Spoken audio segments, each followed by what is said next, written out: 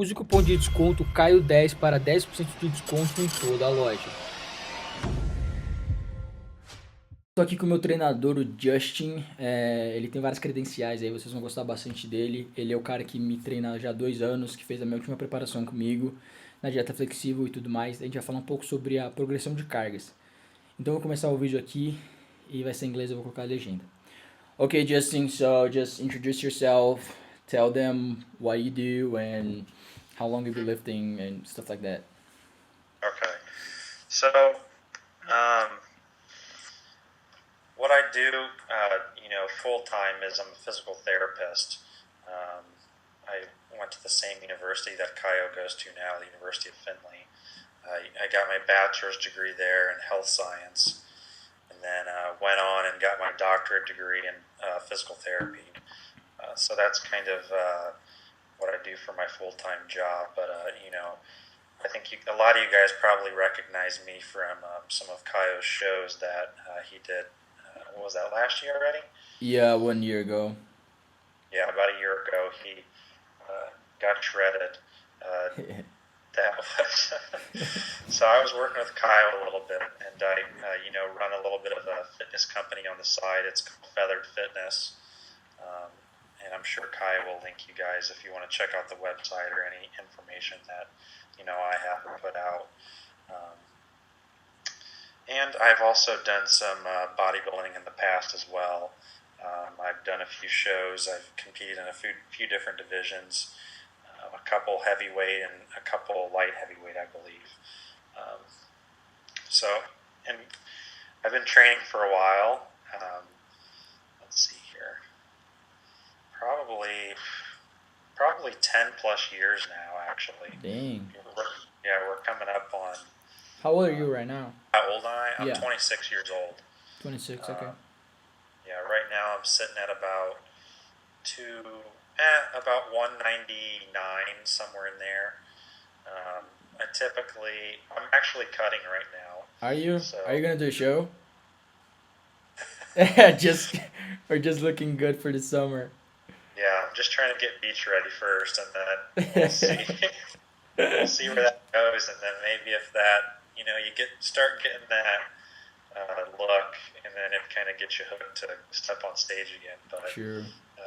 I haven't quite had that desire yet after, doing some years of it. So we'll see. I'm sure it'll come back at some point, but Of course. currently I'm just, still enjoying training and focusing on a lot of other things too. So it's keeping me busy. Have you ever done powerlifting shows? Not anything officially. What are your PRs for the three My big lifts?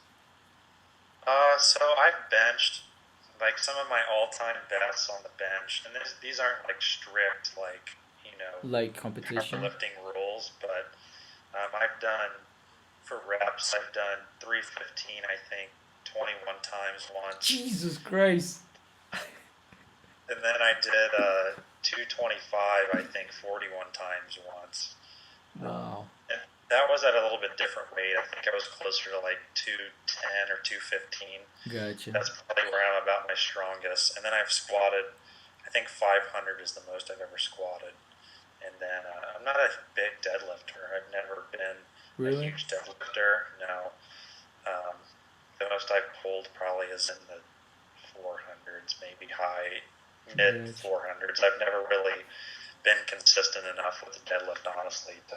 Yeah, for some reason deadlift is where I'm strongest. Really?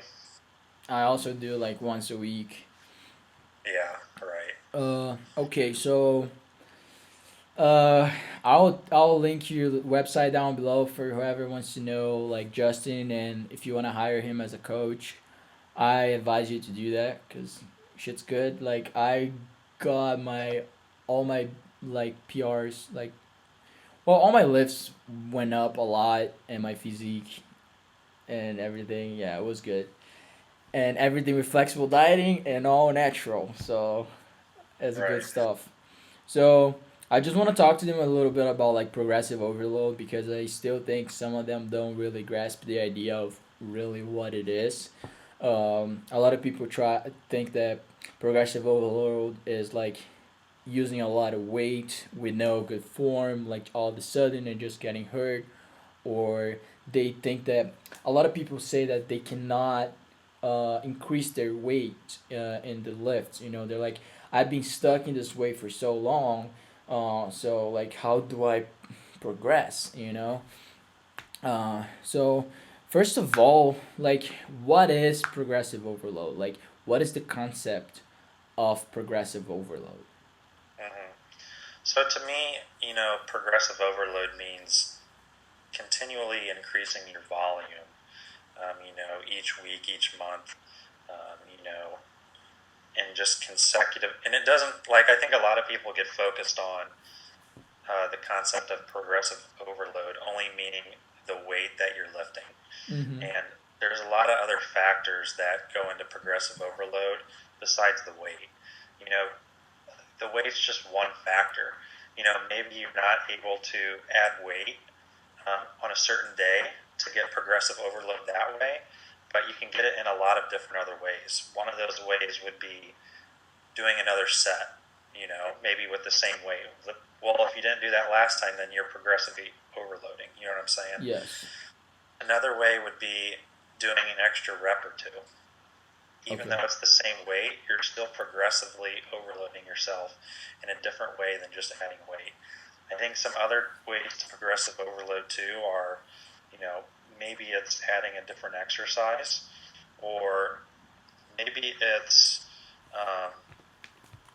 like thinking more like, maybe the last bench session you did, maybe your form wasn't exactly the best, but you got 315 for 3, and then your next your next bench session, you try to do 315 for 3, and that's all you could do is 3, but your form was a lot better. That to me would still be progressing because your form was better, you used the same weight, and you got the same amount of reps. You know what I'm saying? So you're still Yes. progressing. Yeah. So I you're think like, you didn't struggle as much. So you right, can say exactly. like, you bench 315 for 3 reps one day, but at a RP of 9.5, and the other day it was a RP of like 9 or maybe 8.5. Exactly. Yeah, that's Okay. exactly right. Yeah.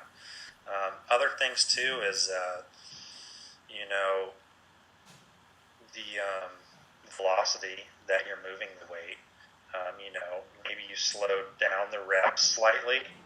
I wouldn't recommend that a lot, just because I think there's more important factors than that. But that would be a way to overload, a little bit different way than traditionally, which is thought of as adding more weight each time. Any other things that you can think of in regards to that? No, yeah, that's what I was thinking. Maybe repetition sets, maybe even, I could think of like rest periods, but I also think it's important to, I mean, if Right. one day it took you 4 minutes to be able to do that last set, and the other day you could do it in 3 minutes or 3.5. Right. Yeah, Uh, that other one too. Yeah, definitely. so I think that could also be good. But why is it important? Like, why do you think it's important for us to increase volume over time? Like, why can I just stay at that same volume? Can I make progress that way, or? Yeah. So, I think this conversation is mainly for the guys who are kind of like have been training for a long time, Okay. like, maybe yourself or I, where you're getting into the minor details of things, like really making sure that you're progressively overloading, each week or each few weeks or whatever it may be. But I think probably a lot of your followers just need to focus on the basics. You know what I'm saying? Yeah, I know for sure. Like Okay. just freaking, you know what I'm saying? Squat, bench, deadlift, uh, get in the gym, hit it hard, do it with good technique, eat. You know what I'm saying? Yeah, Like, exactly, I exactly. think that a lot of people get focused too much on like the minor details of things, and they try to, um, focus on things that don't really matter or the smaller things. When in reality, they should just be focused on getting after it in the gym. Lifting heavy weight, doing the core lifts, Mm-hmm. compound movements. Um, but as far as, what was your question again? Sorry, I kind of got off onto a tangent. No, you're fine. The question was like, why is the increasing volume is important for us to progress? Like to, because I'm talking like about us natural lifters that we want to Right. put on some mass. We've been stuck for a while. Like, why is it that increasing the volume of our workouts uh, will help us progress? Right. So, I think kind of to keep it simple, I think just increasing that volume is going to allow you to, obviously get stronger, um, which is going to help with size, um, things like that, especially for us naturals where, the gains may not come as fast as somebody else who, is enhanced or is a noob, to where, the gains are coming rather quickly. Um, that's kind of the most important part to me is just basically looking for that progression, trying to put on more size. And I think another thing that we kind of forgot to mention as far as progressive overload too is, thinking about the gym too, but also food. You know what I'm saying? Like Okay. continually progressing your carbs, Yes. in the upward direction. Mm-hmm. Um, Continually progressing kind of that metabolic capacity is also kind of another factor that I think about when progressive overload. You know what I'm saying? Yes. So I wouldn't limit it just to the gym. Gym is obviously an important factor, but a very important factor as well is the nutrition side of things. So Okay. So would I be right to say also like, let's say, if we're stuck at this volume of a workout that we've been doing for so long, uh, if you we add more volume, let's say like we're lifting 1,000 pounds uh, per day per session of lifting, and if we started lifting 1,100 pounds, uh, so are we adding a new stimulus that's gonna force our muscle to grow to adapt to that new 1,100 pounds? Uh, right, so yeah, that's exactly what it is, and that's the perfect way to describe it. I would say. okay, that's cool. Yeah. So pretty much, what would you say to someone that they wanna progressive overload, but they're having trouble some way. Like they cannot. They're kind of stuck. Like what's the best way to do that? Do you think that that would be a problem within their workout program that has been like not very good, like, not very well built, or they're not feeding themselves like in Right. a good way? Uh, Yeah, I think it could be a lot of different factors. A couple of the ones you mentioned are definitely probably near the top of the list.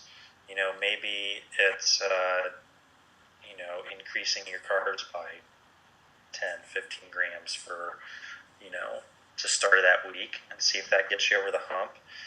Maybe you've been on that program for too long, and maybe you've just maxed out that program. Maybe you need, instead of to bench once a week, maybe you need to start benching twice a week. Using the bench press example. Um, okay. Maybe you're doing 3 sets. Maybe you need to increase that to 4 sets, 5 sets, Mm-hmm. 6 sets, to continue that progression. Um, those are some kind of ways that I think about. And then other things I think about too is, um, if you're just bench, for example, if you're just thinking of increasing the weight and the strength and the size of that lift, maybe your accessory lifts are lacking some too. Maybe you need to add, a few more sets for, say, triceps, Mm-hmm. or maybe you need to um, add, some shoulders, or, even an extra set of squats. You'd be surprised. Yeah. you know, True. that'll affect your other lifts. Um, just being stronger as a whole under the bar. So Okay. So strength would be a big factor also, and I'm just saying it for like the sake of anyone's career in bodybuilding. Like, what how important do you think like strength training is? For a bodybuilder, Yeah. I think it's really important actually. Um, it's obviously not the most important priority for a bodybuilder because a bodybuilder's focus is all about looks, right? Yeah. But I think it's probably up there as one of the most important because those things go hand in hand, right? I mean, size and strength go together. Mm-hmm. I think you'd be silly not to focus on one and leave the other one out. So True. I mean, what I always think when progressive overload stuff like that, I think of like a newbie, right? Um, Someone who never goes to the gym and never lifts, and all of a sudden now they're going like 3 times a week or 4 times a week, maybe 5 times a week to the gym. They added this new holy stimulus to their body, and your response, an adaptive response to that would be like, building more muscle, getting stronger, so to adapt to that, and be able to sustain that, and then that's exactly like progressive overload is, because you go from like lifting zero tonnage to like a certain amount, and then after a while, like after a year, you added like your 20, 30 pounds of newbie gains, and you plateau. What right, happens? You just add more stimulus by adding more like poundage to your workouts, or just like lifting more weight. And you said something like going from benching 1 time a week to 2 times a week. You're also increasing the volume of the chest workout, because the grand scheme of things is pretty much looking at the whole week instead of day to day, right, right? yeah. And the other thing you have to think about too is, maybe a lot of your viewers are only benching once a week. Well, you have to think of um, not only bench press just as like to get stronger or bigger, but also as a technique. So to master, free throws, you're not just going to shoot them once a week, right? Mm-hmm. Well, kind of the same thing goes with bench press. Obviously, it's a little bit different, but if you really want to be good at the bench press or whatever that lift may be, squats, deadlifts, tricep extensions, whatever it is, if you want to be good at that, there's some skill involved in that. So dialing in that form um, is very important. There's times where I've benched 3, 4 times a week. That's obviously not for a newbie or somebody who's only been training for Mm-hmm. 6 months to a year. But lifting is more than just moving heavy weight. You got to think about the skill that's involved and the technique and kind of that neurological pattern that you're trying to build when you're moving that weight. So even if sometimes what I've used in the past too, especially when I was new to lifting, is maybe I got those 1 to 2 bench sessions in, and I was sore. I had a good workout. I tried to progressively overload, but maybe on a Saturday I would come in and throw 135 on and just practice benching, Okay. and not to get sore or not to throw a bunch of heavy weight around, but to just get under the bar and understand the movement and practice. You know what I'm saying? Yeah. Just like you would No. drive practice free throws. So Yeah, because there's a like you said, a big neurological part to it. That you gotta learn. Like if you watch someone that just stepped in the gym and tried to bench, they're gonna be shaking that bar all over, because exactly. they still don't have that neurological like pattern going. I mean, there's it's kind of like when you think about more like a common sense for progressive overload. Like it's like there's an image that I seen, I think it's in Eric's books, that is like he goes back to like maybe cavemen kind of, and they're bringing like an animal on their back, and the bigger the animal, the stronger the guy is. Yeah. So if you think about it, like in an evolutionary standpoint, if you can hunt like a deer and you practice carrying that deer, you're doing Right. that amount of work. But if you want to carry like a bull, you gotta be a little bit stronger. So by carrying Right. that bull around, you're gonna get stronger. You're gonna get easier to carry that bull around, and then you can Exactly hunt right. bigger animals. Uh, Right. so I think Exactly right. if Yeah. people think like that, it will be a lot easier to understand because, I mean, you want like getting a pump is nice, good.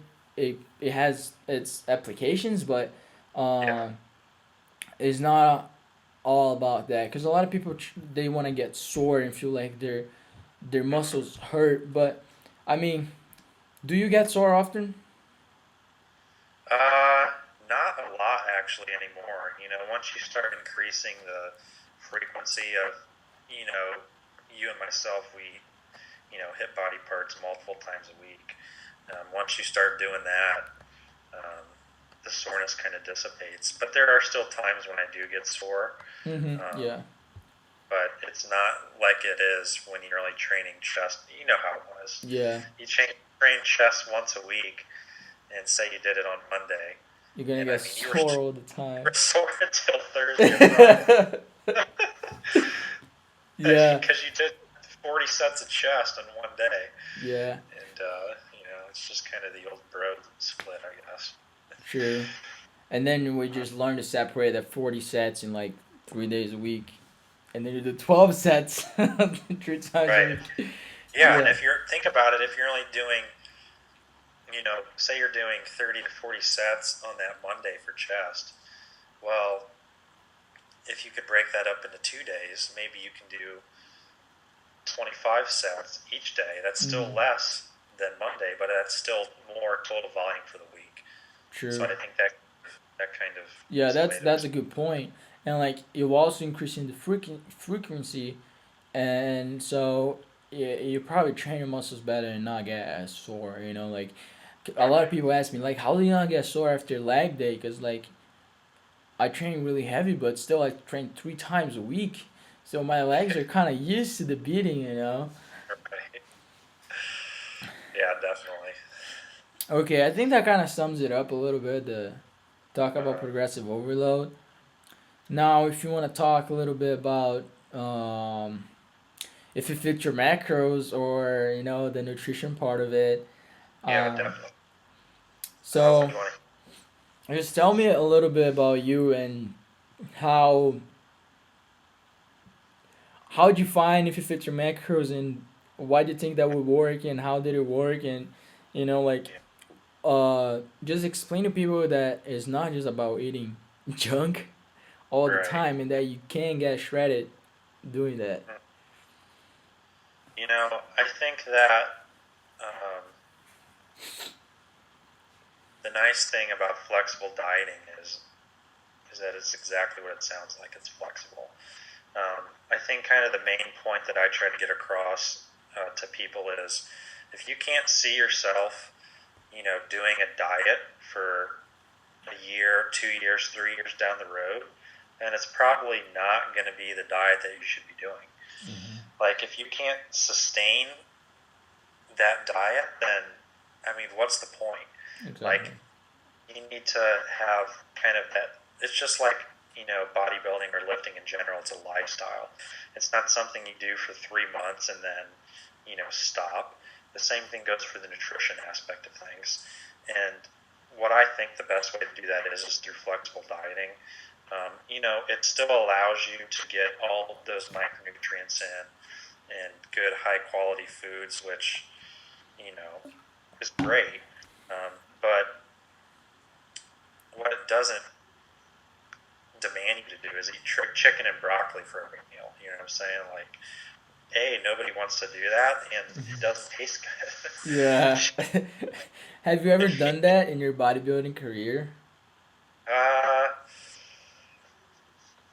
Not a lot, honestly. Like how I started, like I'll kind of just get, I'll kind of talk a little bit about how I got into things. Okay. I was a high schooler, and I was about, let's see, I think I would have been a freshman, and it was my end of my freshman year, and I was just kind of like, basketball's over, things like that. I saw some guys lifting in the weight room, and it just came to me. I was like, you know what? I'm just going to try to get as big as I possibly can. So I sat down, developed just, I knew nothing at that time. Yeah. And I sat down and just kind of wrote up a little bit of a plan, and then I just got after it in the gym. Like, didn't know anything about, how to bench, squat, how to really lift weights or, progressively overload. I just got in the gym, lifted heavy, lifted frequently, and as far as the nutritional aspect things go, I just ate literally everything. My thought was, the more I can eat, the bigger I'm going to get. And that's exactly what happened. Now, a lot of fat gain came along with that, especially, early on. But, I was 15, 16 at the time when I started. So that was the perfect time for me to grow and just eat as much as I, could take, basically. I remember times in the morning where I would try to drink a protein shake and I would just throw up. Yeah. Yeah. I've been there. Back then, the protein tasted terrible to what it tastes like now. It was terrible.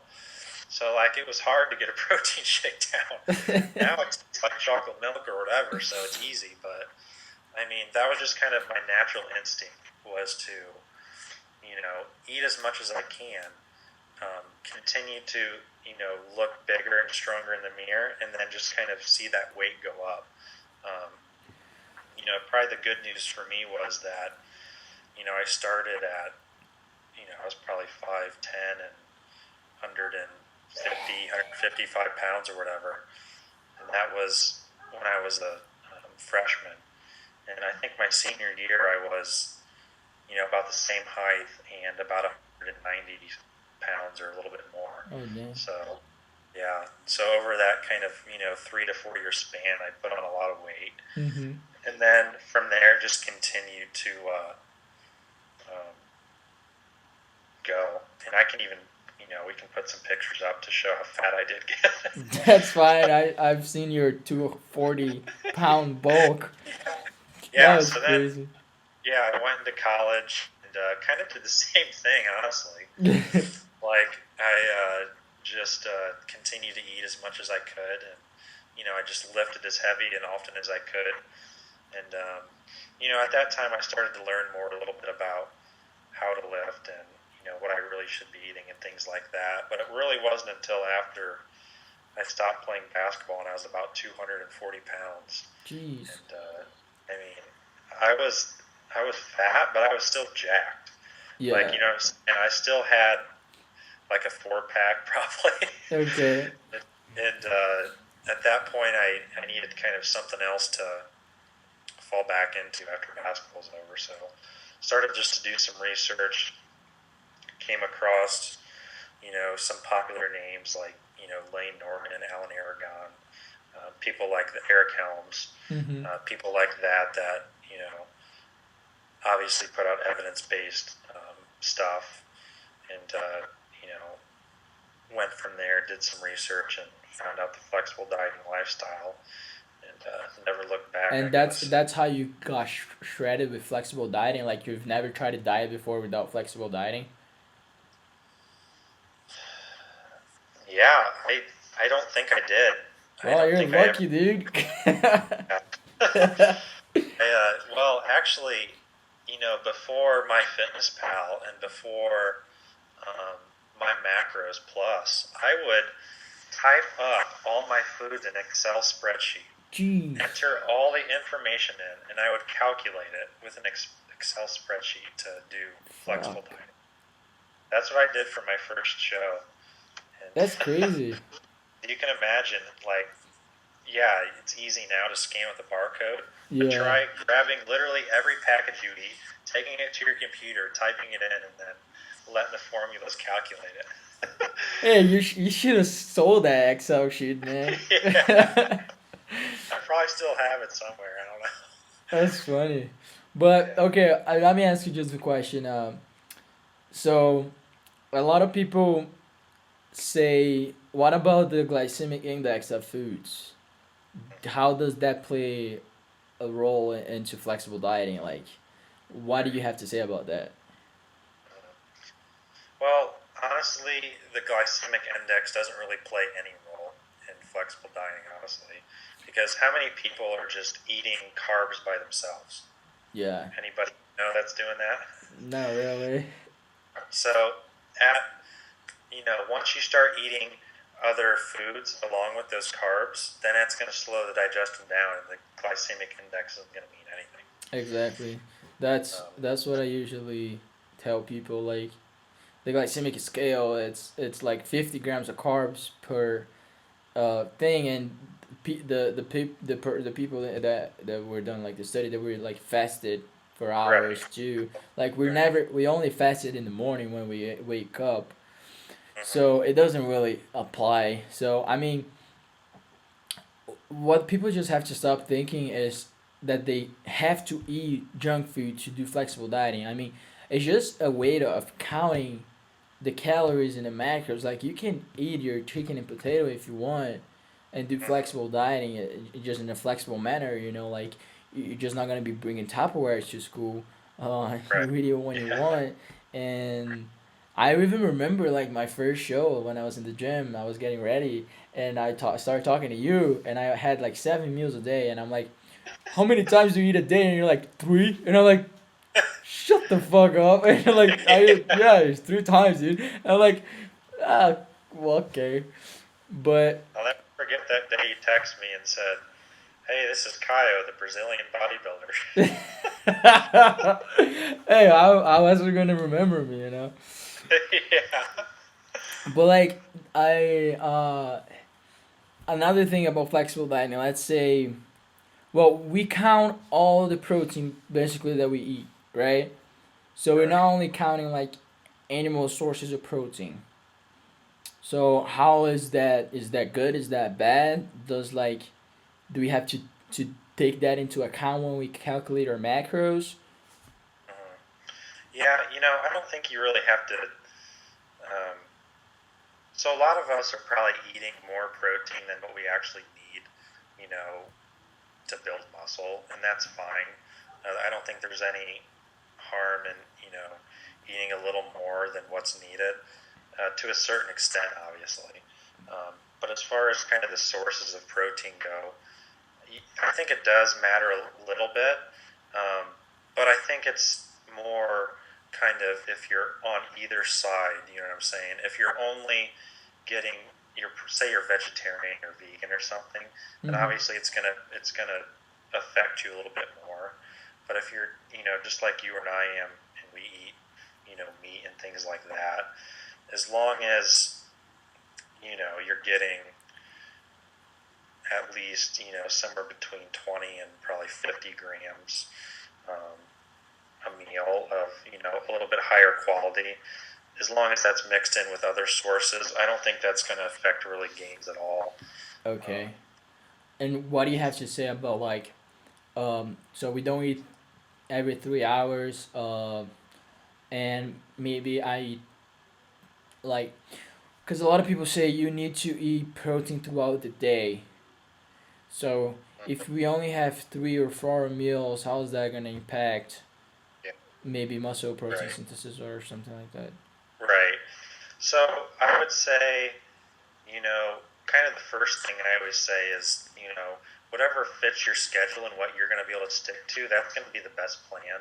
But ideally, I would say, maybe not every 3 hours, but every maybe 4 to 5 or 6. It's probably more optimal to have, a stimulus of protein um, kind of every time frame. I think if you're only getting one, like in the morning, and then one like later at night. That's probably not going to be optimal. I don't know if that's really going to affect your gains a whole lot, because you may still be eating, whatever it is, 200 grams of protein if it's 100 and Yeah. 100. So, sorry, but like a lot of people say, well, your body's not gonna absorb that much protein in one meal. Like if you eat 100 grams of protein in the morning, 100 grams at night, totaling like 200 per day, like your body only gonna absorb a certain amount of that. Like, is that true? It's definitely not true, no. Okay. Your body can absorb really as much as you will give it. Um, I think people get it confused when they use the word absorb versus what's going to be used for muscle growth, right? Now, all 100 is likely not going to be used towards building muscle tissue, but it's going to be used for other functions of the body. So. Okay. All right. Makes sense. So, do you have anything else you want to say? I mean, we're kind of like at 30 minutes. I just don't want to make it like too long, so people just don't even try to watch it because it's too long. But I would say, probably for most of your followers, and this is kind of what I was talking about before, is like thinking about the minor details is okay, but I would focus more on kind of the big picture of things. Like, get a solid program, get a solid nutrition plan, but it has to be something that you can stick to and stick to for a long time. Like, if you can only stick to it for 12 weeks, then that's not the best plan. You know what I'm saying? Yep. The other thing I would say is get in the gym. You don't have to spend 3 hours in the gym, but get in there, work your butt off while you're in there, and then get out. I think people try to make things too complicated when it comes to building muscle or making gains in the gym. People try to do all these crazy exercises, all this, stuff like that in the gym, when really they need to just be focusing on the core lifts, a couple accessory lifts, and just hitting it frequently, hitting it hard, and dialing in the nutrition. And for a natural like you and I, like, it's not going to happen in 3 months. You're going to see some gains, but you're not going to see the gains you want in 3 months. Yeah. You may not even see the gains you want in 3 years. But 5 to 10 years down the road, when you see the gains, you're going to be happy. If you continue to be consistent, that's what it's all about, man. Yeah, you gotta be consistent. Cause I mean, I'm happy now, but I know there's a lot to do still. Like, and Right. there's a lot I can improve. Whenever I'm like 30 years old, I'm probably gonna be looking my best. If I keep this up, if I keep being consistent like this. Right. So yeah, that's a good message, man. So I think I'll link your stuff down below. I'll put your Instagram and everything on the screen, and that's it. Thank you very much. Thanks for participating, and that was a good conversation. Thanks, guys. I appreciate it. All right, I'll see you. Talk to you later.